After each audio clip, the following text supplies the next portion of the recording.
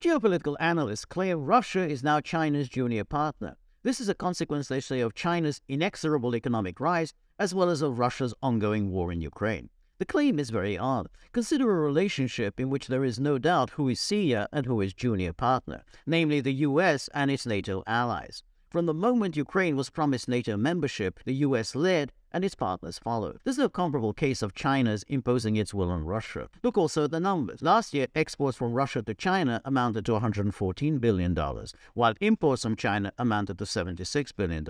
So Russia, unlike most countries, runs a healthy trade surplus with China. Consider GDP numbers.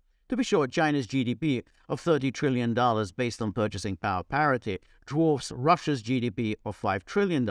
Of course, GDP is a limited value when measuring countries' economic strength. What matters in the end is what you produce. Russia produces and exports stuff the rest of the world badly needs. Russia is the world's largest exporter of crude and refined oil products. It's the world's largest exporter of natural gas and nuclear reactors. Russia is the world's largest wheat and fertilizers exporter. It is the world's second largest producer of gold. To be sure, China is number one, but Russia is expected to take that spot by the end of the decade. Russia is the world's largest diamond producer and a major uranium, palladium, and nickel producer.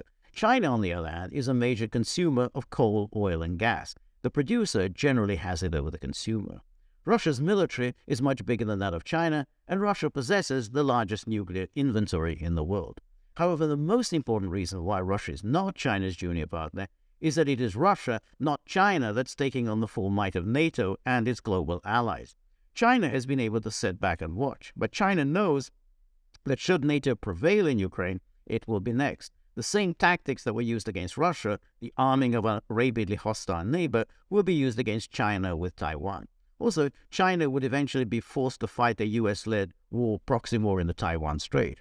If that happens, China will rely heavily on Russia's experience of handling NATO weaponry and tactics. By taking on NATO almost entirely by itself, Russia has had to do the heavy lifting. A partner who does most of the work is never the junior partner.